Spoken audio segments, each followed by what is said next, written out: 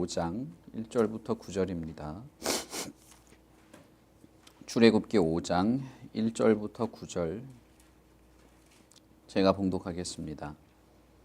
그 후에 모세와 아론이 바로에게 가서 이르되 이스라엘의 하나님 여호와께서 이렇게 말씀하시기를 내 백성을 보내라. 그러면 그들이 광야에서 내 앞에 절기를 지킬 것이니라 하셨나이다.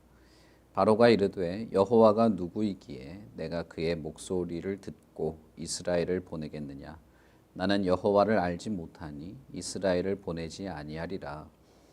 그들이 이르되 히브리인의 하나님이 우리에게 나타나셨은즉 우리가 광야로 사흘 길쯤 가서 우리 하나님 여호와께 제사를 드리려 하오니 가도록 허락하소서. 여호와께서 전염병이나 칼로 우리를 치실까 두려워하나이다.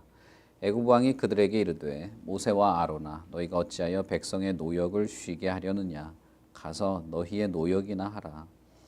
바로가 또 이르되 이제 이 땅의 백성이 많아졌거늘 너희가 그들로 노역을 쉬게 하는도다 하고 바로가 그 날에 백성의 감독들과 기록원들에게 명령하여 이르되 너희는 백성에게 다시는 벽돌에 쓸 짚을 전과 같이 주지 말고 그들이 가서 스스로 짚을 줍게 하라. 또 그들이 전에 만든 벽돌 수효대로 그들에게 만들게 하고 감하지 말라. 그들이 게으름으로 소리질러 이르기를 우리가 가서 우리 하나님께 제사를 드리자 하나니 그 사람들의 노동을 무겁게 함으로 수고롭게 하여 그들로 거짓말을 듣지 않게 하라. 아멘. 5장에서 이제 하나님을 알지 못하는 사람들, 출애굽기의 표현대로라면 내 백성이 아닌 사람들의 대표인 바로가 되겠죠.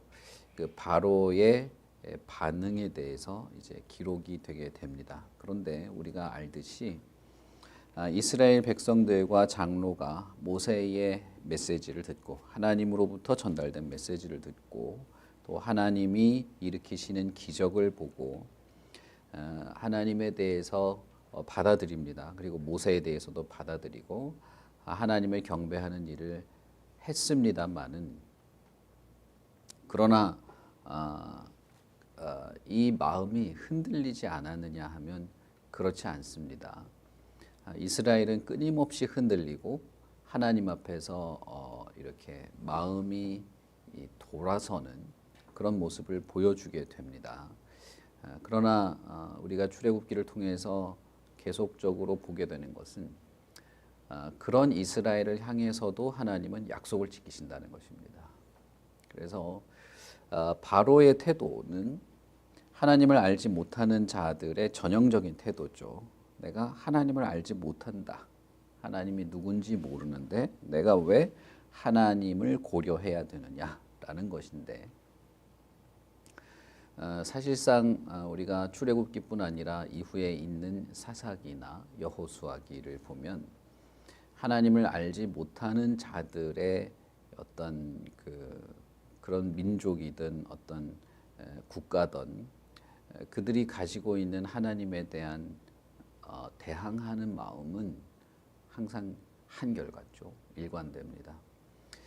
그런 하나님의 백성이 아닌 자들의 태도 때문에 하나님의 백성이 흔들리게 되는 그런 일들을 보게 될 때 그러나 하나님은 하나님의 백성은 돌이키도록 하시기 위해서 인내하면서 그들을 돌보는 반면 하나님을 대적하는 하나님을 알지 못하는 자들에 대해서는 하나님이 심판으로 다루신다는 것입니다.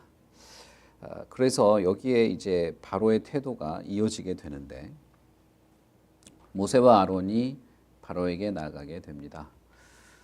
아마 히브리 노예의 대표로 모세와 아론이 바로에게 나아가는 과정도 그렇게 쉬운 것은 아니었을 겁니다. 이 당시에 이집트는 세계에서 초강대국이라고 할 수 있고 그 이집트를 다스리는 바로는 세상의 정점에 있는 사람이라고 할 수 있을 정도로 그들의 세계에서는 최강의 사람이 된 것이죠. 그 사람 앞에 나아가는 것도 물론 쉽지 않았겠지만 바로에게 하나님의 말씀을 전하는 것도 쉬운 것은 아니었을 겁니다. 그런데 중요한 것은 그런 바로 너무나 격차가 크죠. 모세, 미디안 광야에서 양떼나 치던 이런 사람과 정말 이 초대 강국의 최고의 자리에 있는 가장 강력한 힘을 가지고 있는 사람과는 너무 격차가 크죠. 그런 격차에서 하나님의 뜻을 전할 때 하나님의 뜻을 순화하거나 포장하거나 조금 완화하게 되면 문제가 더 큰 것입니다. 하나님의 뜻을 가감없이 전하는 것이 훨씬 더 나은 것이고 그렇게 하는 것이 더욱 중요한 것입니다. 모세와 아론에게 있어서 최고의 그 관심이 되어야 하는 것은 무엇이냐면 하나님의 뜻이 바르게 전달되고 바르게 이해가 되어야 하는 것이죠. 그리고 난 다음에 그에 따른 반응은 사실은 자기들의 손을 떠난 겁니다. 바로가 그것을 잘 이해하고 어떤 반응을 하느냐, 호의를 보이느냐 아니면 반대를 하느냐에 대해서는 모세와 아론의 손을 떠난 것이죠. 그런데 만약에 호의를 이끌어내기 위해서 하나님의 말씀을 조금 완화시키거나 조금 이렇게 두리뭉실하게 전하거나 그렇게 하게 되면 사실은 상대방이 호의를 보인다 할지라도 하나님의 뜻이 성취되는 것과는 거리가 멀 수 있는 겁니다. 우리가 볼 수 있는 것처럼 이 이집트의 최고 권력자 앞에서 모세와 바로는 하나님의 뜻을 약화시키거나 완화하거나 듣기 좋게 포장하지 않고 그대로 전달하게 됩니다. 예상되고 있는 반응은 이제 거부하는 거죠. 하나님도 바로의 마음을 완악하게 한다고 말씀하셨던 것처럼 바로의 대답은 정중한 것과는 거리가 멀어요. 모세와 아론에게 뭐라고 말하느냐 하면 나는 여호와를 알지 못한다. 그런데 왜 내가 여호와의 말을 들어야 되느냐? 너희들이 일하기 싫어서 거짓말을 한다. 가서 너희들의 할 일인 노역이나 하라. 라는 말을 하죠. 상당히 무시하는 말이죠. 물론 모세와 아론이 그렇게 무시당할 만큼 별것 없는 사람일 수도 있습니다. 그래서 이렇게 했겠죠. 그러나 근본적인 것은 하나님에 대한 태도가 반영이 된 것이죠. 하나님을 모르는 이 사람들, 하나님을 알지 못하는 세계에 있어서 하나님의 뜻 혹은 하나님에 대한 중심 혹은 하나님의 어떤 말씀이라고 하는 것은 심지어 조롱거리가 되기도 합니다. 어떤 존중도 받지 못하고 이렇게 좀 뭐라고 하면 좋을까요? 그냥 무시당하는 그런 것일 수도 있습니다. 더 나아가서 바로는 누가 진짜 왕이냐, 누가 진짜 힘이 있느냐를 과시하기 시작하는데 이것은 이 출애굽기 이 10번의 재앙이 끝나고 이스라엘이 이집트를 떠날 때까지 반복되는 겁니다. 바로는 모세와 아론 앞에서 자신이 가진 힘을 이제 과시하는데 그것은 여호와 하나님, 눈에 보이지 않는 여호와 하나님과 눈에 보이는 바로 둘 중에 누가 더 강한 자인가, 누가 더 진짜 왕인가, 누가 너희들의 목숨을 쥐고 흔들 수 있는가를 과시하는 그런 것이라고 할 수 있습니다. 바로는 자신의 부하들에게 신하들에게 이스라엘에게 주어진 노역이 훨씬 더 무겁게 했습니다. 그러면서 모세와 아론이 찾아와서 하나님의 뜻을 전한 것, 그리고 하나님의 뜻에 따라주기를 요구하는 것에 대해서 오히려 더 심한 어떤 반대, 더 심한 어떤 억압으로 되갚아 주는 것이죠. 이것은 힘의 과시라고 할 수 있고 사실상 이 힘의 불균형이 있으면 어떤 관계든 간에 어느 한쪽이 더 많은 힘을 가지고 있으면 억압이 일어날 수밖에 없게 되는데 바로는 그 힘을 보여줍니다. 자신이 얼마나 큰 자인가, 자신이 얼마나 강한 자인가. 이스라엘에 대해서 이렇게 이래라 저래라 좌지우지할 수 있는 자가 하나님이 아닌 나 바로이다라고 하는 것을 드러내는 것이죠. 이것은 우리의 기대와 좀 멀어진 것이기도 합니다. 이스라엘 백성의 기대와도 멀어진 것이기도 하죠. 바로 앞단락에서는 모세가 하나님의 뜻을 전할 때 당신들을 해방시키려는 것이 하나님의 뜻이다. 당신들의 고통을 하나님이 들으셨다. 아브라함과 야곱과 이삭과 야곱의 하나님을 전달하고 그리고 그 하나님에 대한 증거로서 기적을 일으키기까지 해서 백성들은 하나님이 우리를 찾으시고 있구나, 우리의 고난을 살피시고 있구나 라고 하는 기대를 가졌을 겁니다. 그리고 경배도 하고 여기까지는 너무 좋죠. 좋은 겁니다. 그런데 그 기대가 완전히 박살나는 일이 생긴 것이죠. 바로에 의해서 기대가 이렇게 꺾이는 것 정도가 아니라 훨씬 더 고통스러운 상황에 떨어지게 된 것입니다. 그런데 뭐라고 하면 좋을까요? 우리의 삶이 그런 것이죠. 이 수천 년 전에 이집트의 어느 한 노예 집단에만 이런 일이 생기는 것이 아닙니다. 이 땅을 살아가고 있는 그리스도인들, 교회, 특별히 하나님을 거부하는 이 세계에서 하나님의 뜻을 실천하며 살아가려는 하나님의 성도들에게 일어나는 일이 이런 것들입니다. 뭔가 피해를 입히는 것도 아니고 그렇다고 쿠데타를 일으켜서 전복시킨 것도 아니고 강압적으로 요구한 것도 아니고 협박한 것도 아니죠. 모세와 아론이 요구한 것은 우리가 이스라엘의 절기가 있는데 절기를 지키기 위해서 잠깐 나갔다 오겠습니다. 이런 표현이죠. 그러자 바로는 그 길로 너희들이 이집트를 떠나버리려고 하는 것 아니냐. 노역을 쉬려는 것 아니냐. 잠깐 나갔다가 오겠다고 하는데 절기를 지키겠다고 하는데 그대로 너희들이 힘을 모아서 이집트를 대항하고 나를 대항해서 독립하려는 것이 아니냐라고 요구한 것이죠. 이렇게 말한 것이죠. 그와 유사한 어떤 일들, 그와 유사한 사회적 분위기가 지금도 변함이 없다는 거예요.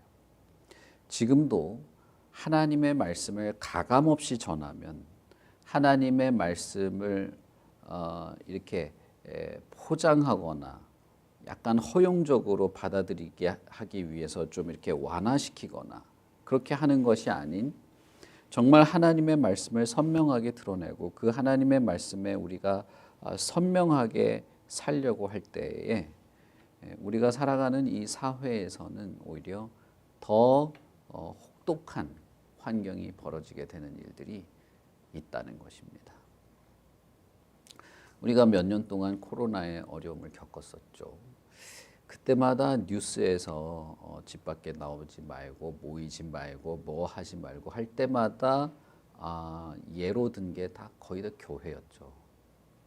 물론 뭐 어디 가서 누가 뭐 이렇게 식당에 갔다 어디 갔다라고 하는 뉴스도 나왔지만 항상 변함없이 이렇게 걸려든 게 교회였죠.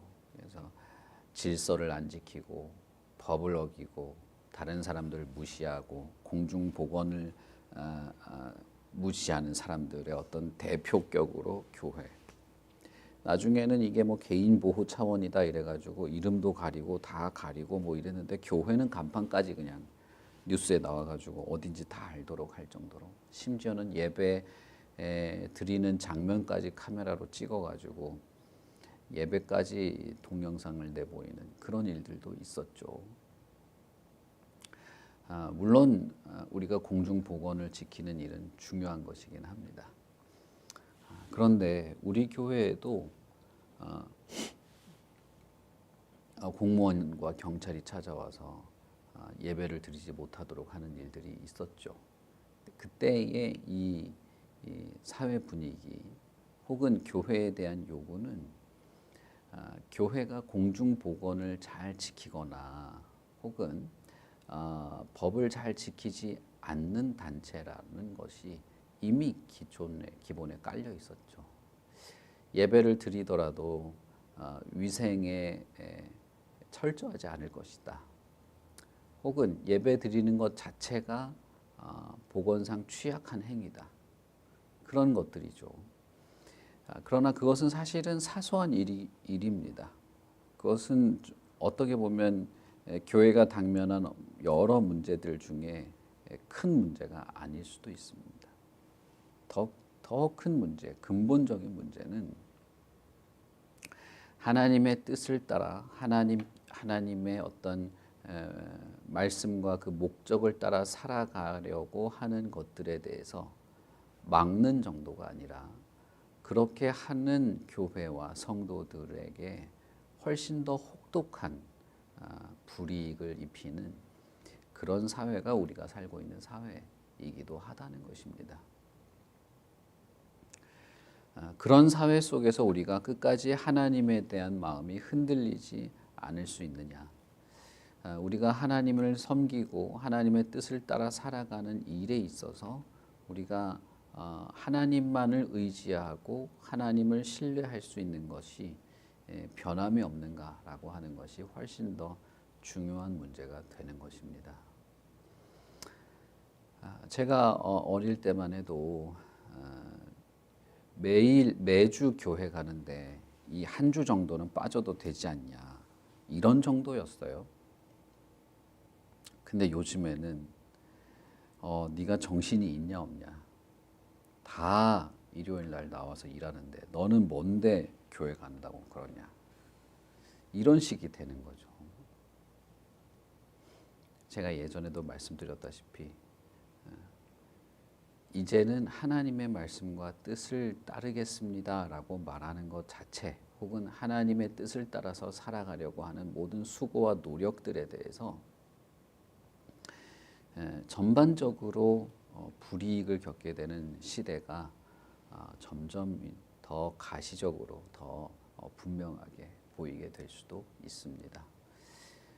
미국에서는 이미 목사의 설교를 가지고 고소 고발하는 일들이 있고 우리나라에도 이제 없다고 볼 수가 없겠죠. 벌금을 내거나 설교의 내용 때문에 벌금을 내거나 구류가 되게 되는 그런 일들도 가능한 시대가 된 것입니다. 그렇다고 뭐 이렇게 범죄를 저지르고 그렇게 한 것이 아니라 성경을 가지고 설교를 했는데 그렇게 될 수도 있는 것이죠. 우리가 살아가는 삶은 어떨까요? 우리가 살아가는 일상에서의 삶은 하나님을 알지 못하는 자들 앞에서 내가 하나님을 섬기는 자라고 하는 것을 드러내는 일은 어떤 것일까요?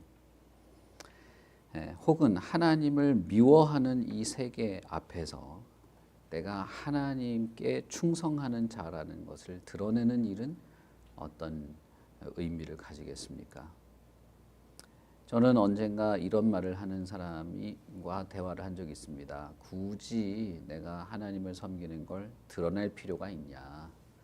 드러낼 필요도 없고 감출 필요도 없고 그냥 이렇게 모르면 모르는 대로 이렇게 하면서 적당히 사회생활하면 되지 않느냐. 어느 정도 지혜로운 처세술인 것처럼 말하는 것이죠. 물론 우리가 뭐 어디 가서 나 예수 믿는데 뭐 떠들고 다니라는 것이 아닐 수도 있어요. 그러나 우리가 아무리 일상적인 삶을 살고 교회가 아닌 곳에서 우리의 역할을 감당한다 할지라도 하나님의 뜻을 실천하는 것을 멈출 수는 없는 겁니다. 사람들과의 대화에서 혹은 내가 뭔가 나의 목적을 실현시키기 위해서 나에게 주어진 어떤 임무를 달성하는 일에 있어서 하나님의 뜻에 부합한 일을 멈추면서까지 내가 세상에서 어울려 살려고 하지는 않는 것이죠. 하나님의 뜻을 실천하고 실행하는 것은 언제나 우리에게는 자연스러운 것입니다. 그것이 우리의 삶의 기본이고 어떤 기본적인 삶의 모습이죠. 그렇기 때문에 우리가 하나님의 백성인 것, 우리가 하나님의 말씀과 진리를 따라 살아가는 자인 것은 감추어질 수 없고 감출 필요도 없는 겁니다. 결국 이 세계에서 알려지게 되고 알게 되는 것은 자연스러운 것이죠. 그런 면에서 저와 여러분이 마치 이집트에 고립되어 있는 이스라엘과 비슷한 그런 처지가 그리스도인들 교회라고 볼 수도 있습니다. 이스라엘은 이집트에서 고센이라고 하는 지방에 모여 살았습니다. 이집트 북쪽에 있는 지역이었는데, 그러니까 이스라엘은 실제로는 이렇게 대륙에 살았지만 민족적으로, 정서적으로, 그리고 사회적으로는 고립되어 있었어요. 하나의 섬처럼 모여 있었습니다. 이집트라고 하는 망망대해에 그들만 거기 있는 섬과 같은 존재였죠. 그리스도인들도 그와 비슷한 사회적 어떤 그 환경에 처해져 있습니다. 하나님을 믿는 자들, 하나님의 백성, 혹은 하나님의 자녀로서 나로 이 세계에 우리는 섬처럼 존재하기도 하는 것입니다. 그런데 여러분, 우리는 이 둘 사이에서 우리의 중심을 어디에 두어야 할지를 생각해야 합니다.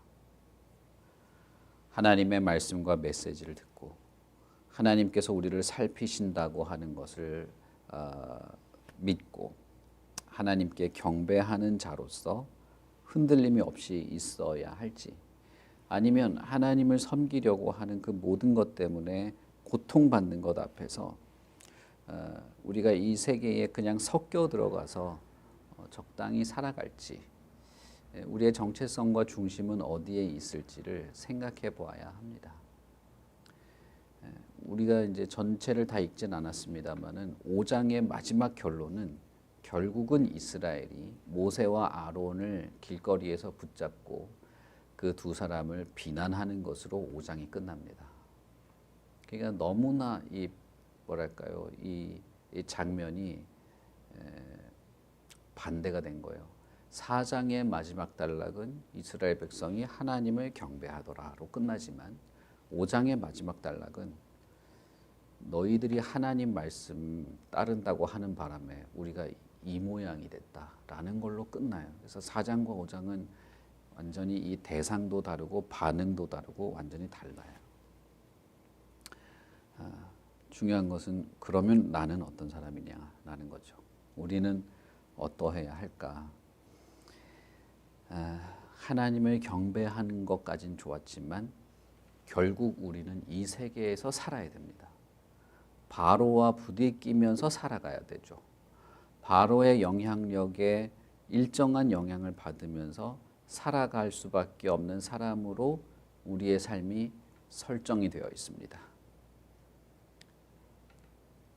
그리고 우리가 하나님의 말씀을 더 선명하게 드러내면 드러낼수록, 굳이 드러내지 않는다 할지라도 하나님의 말씀에 더 철저하게 우리의 삶을 살아가려면 할수록 더 불편한 상황이 펼쳐질 수도 있는 거죠.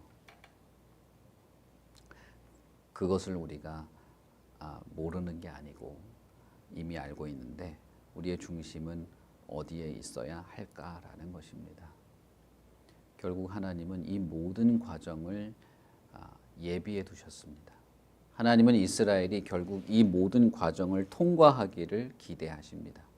우리가 나중에 혹시 기회가 되면 읽어보겠습니다만은 출애굽기 마지막 그 홍해를 건너면서 이스라엘이 홍해를 건너고 나올 때 하나님이 모세에게 내가 이스라엘이 어떠한지 시험해 보려고 이렇게 했다라고 하나님이 말씀하세요. 그러면서 내 말대로만 하면 내가 보호해 주겠다는 약속을 하십니다. 그건 결국 우리도 마찬가지죠. 우리도 연단되어야 할 자들이고 깎여야 될 자들이고 교정되어야 할 자들입니다. 그러니 여러분, 우리의 중심을 언제나 하나님께 두십시오. 하나님의 말씀과 진리가 우리의 방향이라는 것을 마음에 간직하시고, 이집트에 살아가긴 하지만 이집트와 섞이지 않는, 이집트에 살아가긴 하지만 하나의 섬처럼 있는 그리스도인의 정체성이라는 것을 생각하시고, 예견되는 어떤 반대 혹은 억압 혹은 부조리에도 불구하고 하나님을 끝까지 신뢰할 수 있는 저와 여러분이 될 수 있기를 바랍니다. 우리 같이 기도하겠습니다. 하나님 아버지, 은혜를 감사합니다. 하나님께서 모세에게 하신 말씀을 이스라엘 백성들은 받아들였습니다. 그러나 바로는 그렇지 못했고, 그렇게 받아들이지 못한 정도가 아니라 오히려 이스라엘을 괴롭히는 일로 나아가기까지 했습니다. 하나님의 계획과 그분의 능력을 보았을 때는 즐거웠으나, 그러나 실제 삶에 들어갔을 때는 고통이 시작되었습니다. 하나님만을 바라볼 때는, 하나님의 말씀과 하나님의 계획만을 생각할 때는 감사와 경배를 할 수 있었으나, 그러나 그것이 삶의 고통을 겪게 하는 일이 되었을 때는 어려운 것이 되었습니다. 하나님, 때때로 하나님의 성도들도 이 땅에서 하나님의 은혜 때문에 즐거워하기도 하고 감사와 위로와 평화를 누리게 되기도 합니다. 그러나 또한 반면 오히려 하나님의 말씀을 따라 살아가는 것 때문에 고통스러운 일이 생기게도 됩니다. 이 모든 환경에서 우리의 마음이 흔들려 무너지지 않도록 도와주시기를 바랍니다. 우리가 하나님을 의지하며 위로와 용기를 얻을 때도 있지만 우리의 마음이 흔들릴 때도 있음을 고백합니다. 우리가 살아가는 이 세계가 그런 세계이고 우리의 삶이 이곳에 속해 있기 때문이기도 합니다. 하나님이여, 우리를 돌보시고 긍휼히 여기시고 우리가 이 모든 환경과 어려움에서 오히려 더 온전히 연단받고 양육되도록, 우리가 교정되고 갱신되고 깎이고 다듬어지도록 그렇게 인도하여 주시옵소서. 우리의 현재의 삶의 모습들, 그리고 앞으로 하나님께서 우리에게 베풀어 주실 모든 삶의 과정들, 어느 순간에도 하나님이 우리를 인도하시는 분인 줄 믿습니다. 하나님의 계획과 뜻이 있는 줄도 믿습니다. 우리가 하나님을 의지하는 것, 하나님을 신뢰하는 것, 하나님께 모든 것을 맡겨 나가는 것들, 그것이 우리를 흔들리게 할 수도 있고, 때로는 확신이 없을 때도 있고, 고통 가운데 떨어질 때도 있겠지만, 그러나 그 어떤 과정에서라도 우리가 다시금 하나님의 참다운 백성으로서, 교회로서 더 성장해 나가는 계기가 되게 하여 주시옵소서. 감사합니다. 예수님 이름으로 기도합니다. 아멘. 하늘에 계신 우리 아버지여, 이름이 거룩히 여김을 받으시오며 나라의 임하옵시며 뜻이 하늘에서 이룬 것 같이 땅에서도 이루어지이다. 오늘날 우리에게 일용할 양식을 주옵시고 우리가 우리에게 죄 지은 자를 사하여 준 것 같이 우리 죄를 사하여 주옵시고 우리를 시험에 들게 하지 마옵시고 다만 악에서 구하옵소서. 대개 나라와 권세와 영광이 아버지께 영원히 있사옵나이다. 아멘.